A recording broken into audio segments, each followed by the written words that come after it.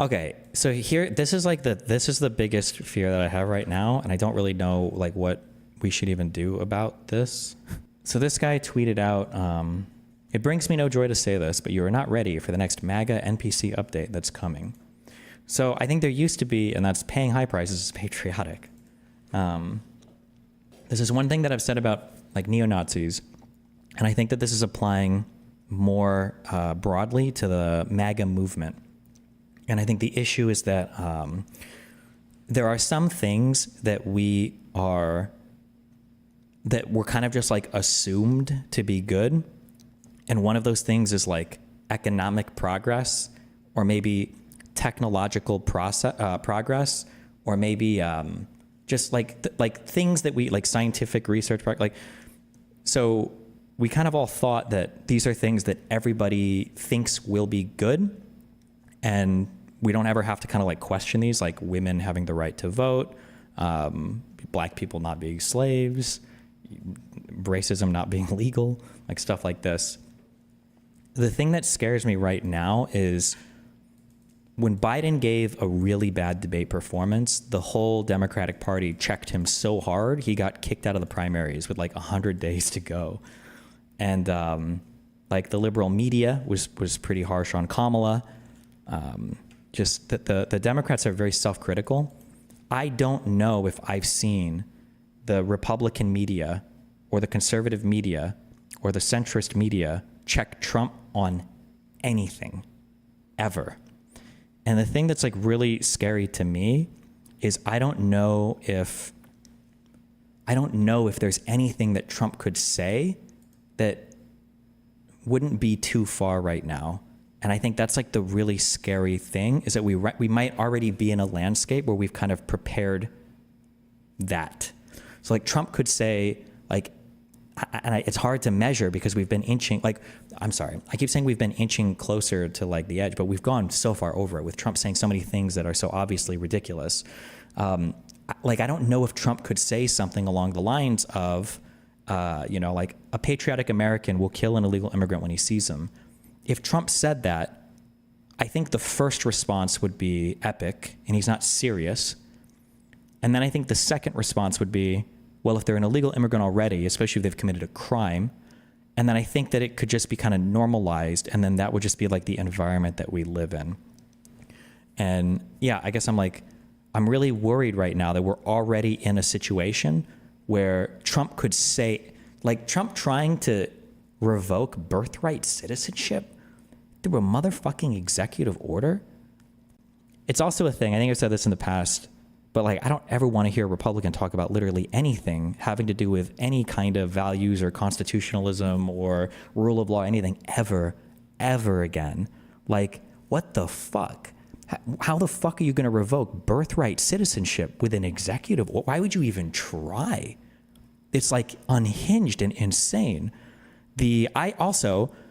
If you're a federal agent, why the fuck would you ever bother enforcing any law? Like if you're in the FBI, I don't know if any of you are out there, why would you arrest anybody or do anything? Like imagine you're one of the federal officers that arrested somebody at the Capitol that was literally tasing fucking police officers or whatever, and these people all got pardoned. Why are you even doing your job? What the fuck is the point?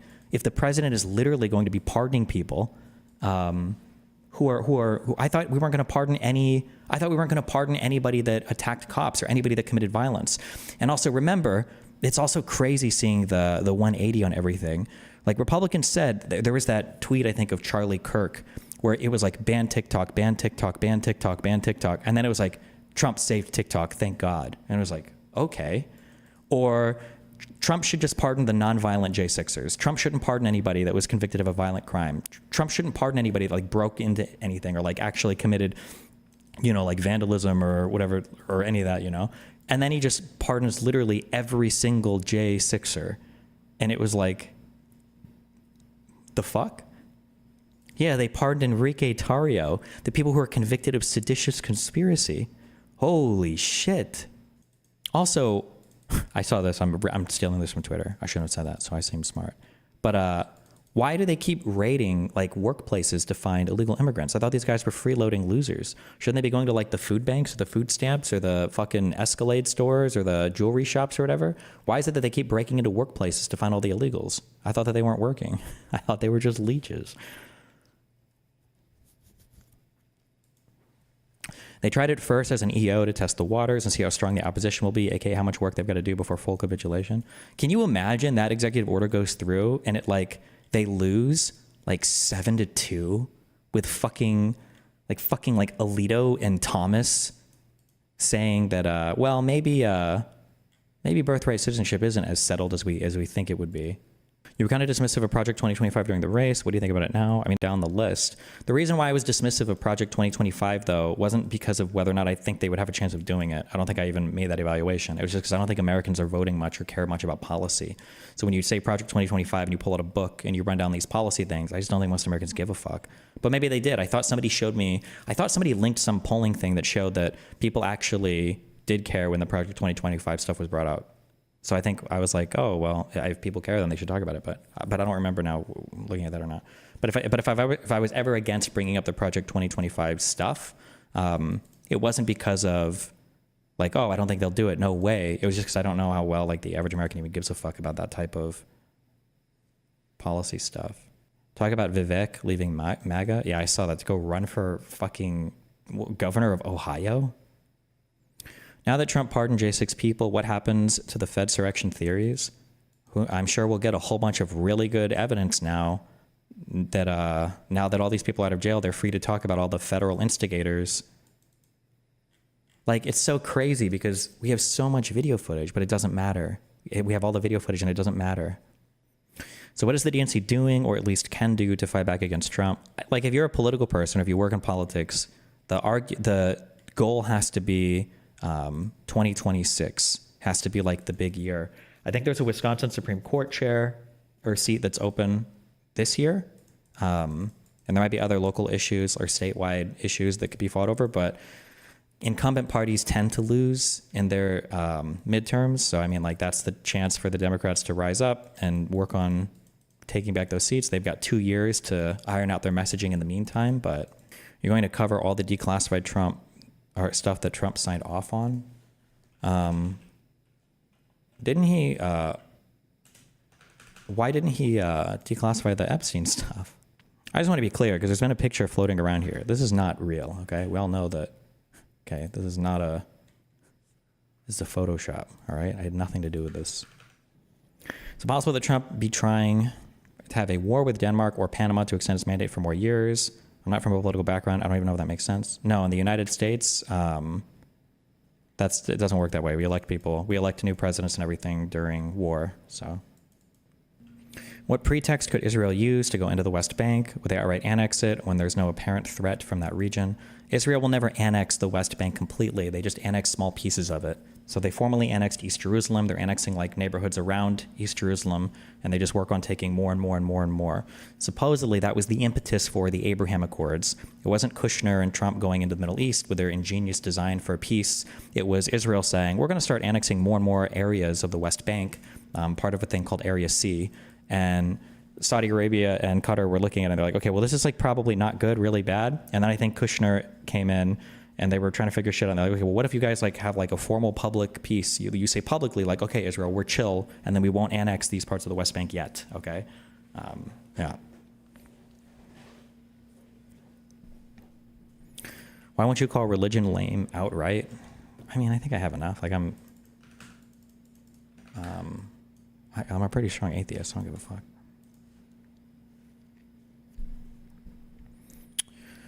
Denmark's prime minister says that Greenland is free to choose what they want to do. They can probably join the U.S. if they wish to. I mean, I guess if they have like a legal process and everything for it, then they go for it. I just think it's really weird how like they're not going to join as a state because we wouldn't want to give them members of Senate or members in the House, and we wouldn't want them voting in our elections. It would just be like it'd be like a Israeli tier occupation, right? How should Europe behave with respect to Trump broadly? I don't know, man. Europe is in a really, really rough position because you've got Putin on your east and then this BRICS monster that keeps rising and falling and rising and falling, and you're not really sure, what's going on there. Then you've got America, that's this unhinged behemoth that who the fuck knows what America wants to do at any point in time. And then you've got the UK that just fucking ejected itself from the largest market in the world and one of your most successful large like multinational bodies ever. So I don't know, if you're Europe, you're like really fucking weird right now. You don't know what the fuck. You don't know what the fuck to do. Did you see Trump tell a reporter Spain is a BRICS nation? Okay.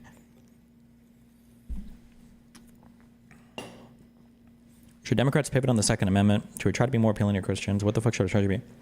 I wish that I liked what Kamala and Walz did so much good on their messaging. I don't know if Kamala and Walz, if they would have had more time or what. But I liked their Second Amendment like positions, like the owning guns thing. Second Amendment fights are just such a waste of time for for the Democratic Party. I think it sounds mean and insensitive, and I don't mean to sound that way, but like school shootings and mass shootings and stuff, they're a blip on the radar. They're big events media-wise, but it's just in the grand totality of everything that exists in this country, it's nowhere near as important as stuff like the economy or healthcare or immigration or our foreign policy and the actual wars and all of that. Like, it's just not that. There just shouldn't be so much political capital expended on gun-related stuff. It's just not worth it, I don't think, in my opinion. I just don't think it's worth it, especially when so much of it is focused on like assault rifles, and it's like, okay, this is the fuck. I think the EU become more isolationist with respect to America and will try to build up their security as their own. As a European, that's the sentiment I see a lot. I don't know, and I'm totally and woefully ignorant of this. I don't know what resources exist in Europe for them to do that. Like, can Europe be energy independent? Is there enough energy in Europe for them to do that? Or do they have to get oil from OPEC or Russia or the United States? Like, I don't know what, I saw one guy say no with an omega lol face, and that's metalloid sword. And then I see a lot of people saying yes. If we consider Georgia European, then yes. For nuclear, yes, France is really good at nuclear energy. Didn't France end up like spinning down a bunch of those nuclear reactors because they wanted to be more green? Go full screen. France did maintenance on nuclear reactors. You're thinking of Germany? Am I thinking of Germany? You're thinking of Germany. France is a successful nuclear country. I know that France is a really successful nuclear country, but I thought that's why I was so upset about it. I know that Germany was trying to do like more coal. Also, clean coal and all that shit is a fucking meme. Don't let conservatives ever gaslight you on that shit. I thought that even France was looking at spinning down some of their nuclear shit, but I could be wrong. Germany is retarded on nuclear. France is still 70%. Okay, maybe it was just Germany then. Do you have an opinion on Biden pardoning his entire family? Based. In your view, how close are we to losing things like the freedom of the press? It's already being threatened a lot. I don't think anybody's talking about this, or I haven't seen anybody talking about it, but I also haven't been watching a lot of media, so maybe they have. But like, first of all, Trump suing NBC and then NBC settling that immediately is very aggravating because of how large that company is and because of the implications for the Disney theme parks. That's irritating, number one. Number two, Trump suing the Seltzer poll. Oh, ABC. I'm sorry, not NBC. Trump suing the Seltzer polling thing in Iowa. That's incredibly crazy. We read over some of that lawsuit, I think on the 18th or 19th, the complaint that was filed. That's just an insane case that Trump is trying to sue because he thinks that they fucked that poll up intentionally to fuck with his election chances. And now he's suing them. That's just fucking wild. Protecting the meaning and value of American citizenship. Oh, is this with the birthright citizenship executive order? By the authority vested in me as president by the Constitution and the laws of the United States of America, it is hereby ordered, Section 1, purpose. The privilege of U.S. citizenship is a priceless and profound gift. The 14th Amendment states all persons born or naturalized in the United States and subject to the jurisdiction thereof are citizens of the United States and of the state wherein they reside. Sorry, I had like a cold.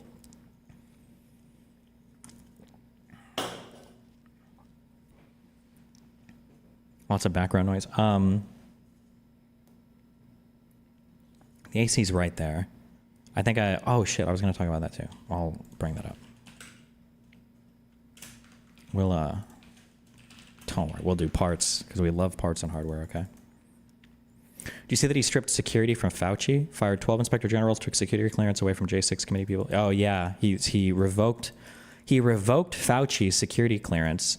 Remember when, somebody in my subreddit brought this up, remember when Biden increased the security for Trump when he wasn't even in government because of the Iranian threats? Crazy how Trump pardoned every J6er and then revokes Fauci's security, huh? Kind of weird.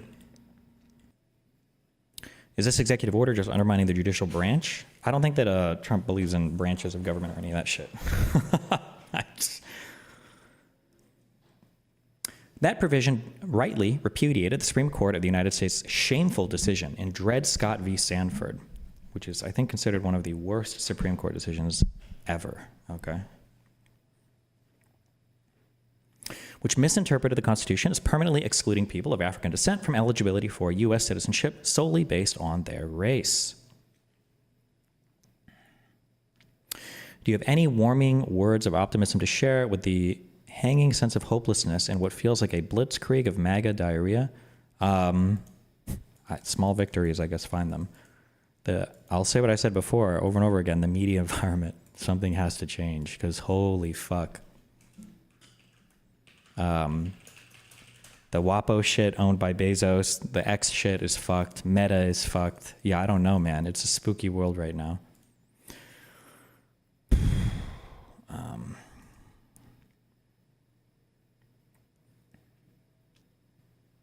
The 14th Amendment has never been interpreted to extend citizenship universally to everyone born within the United States. The 14th Amendment has always excluded from birthright citizenship persons who were born in the United States but not subject to the jurisdiction thereof. Says who? Citing what? Consistent with this understanding, the Congress has further specified through legislation that a person born in the United States and subject to the jurisdiction thereof is a national and a citizen of the United States at birth, 8 U.S.C. 1401, generally mirroring the 14th Amendment's text. Oh, okay, hold on, as a real quick thing, because people bring this up over the J6 stuff as well. Just because Congress passes a law that might like clarify something in an amendment doesn't mean that the amendment doesn't say that thing. A lot of people are saying things like, oh, well, if the ECA didn't allow you to do a thing, then why did they pass a law to change it? You can, like, laws are complicated. And sometimes you need language that clarifies a law or clarifies an amendment or whatever, and that's fine, but that doesn't mean that it didn't apply before. Like don't fall into that trap. It's a stupid trap.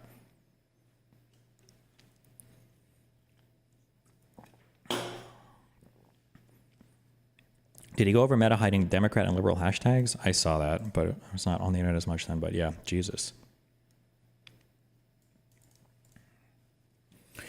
Among the categories of individuals born in the United States and not subject to the jurisdiction thereof, the privilege of U.S. citizenship does not automatically extend to persons born in the United States. 1, when that person's mother was unlawfully present in the United States and the father was not a U.S. citizen or a lawful permanent resident at the time of said person's birth. Or 2, when that person's mother's presence in the United States at the time of said person's birth was lawful but temporary, such as, but not limited to, visiting the United States under the auspices of the Visa Waiver Program or visiting on a student, work, or tourist visa. And the father was not a U.S. citizen or lawful permanent resident at the time of said person's birth. It's the policy of the United States that no department or agency of the United States government shall issue documents recognizing U.S. citizenship or accepting documents issued by state, local, or other governments or authorities purporting to recognize U.S. citizenship to persons, 1, when that person's mother was unlawfully present in the U.S. and the person's father was not a U.S. citizen or lawful permanent resident at the time of said person's birth. Or 2, when the person's mother's presence in the United States was lawful but temporary and the person's father was not. Okay. If this was allowed to go through, is this only going forward? This wouldn't be taking away, or do they derive subject to the jurisdiction thereof to only apply to lawful immigrants? I have no idea. Generally when you're citing law or citing things, you usually you cite something, but there's nothing here, so, yeah. Going forward, section 3B. The heads of all executive departments and agencies issue public guidance within 30 days of this. Wait, where's going forward? Sorry, 2B. Subsection A of this section shall only apply to persons who are born within the U.S. after 30 days from the date of this order. Oh, I see, okay. Do you think Trump would ever ignore a Supreme Court ruling? Who knows?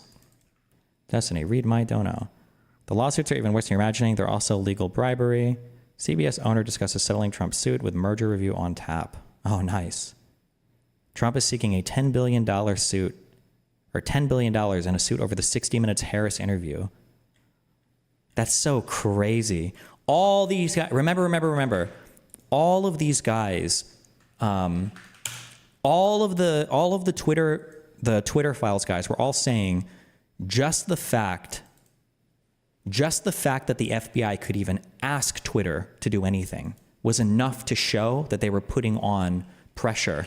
Just the fact that they could even ask is enough to show that they were putting on bad pressure to Twitter. But the president of the United States literally suing like fucking everybody, silence.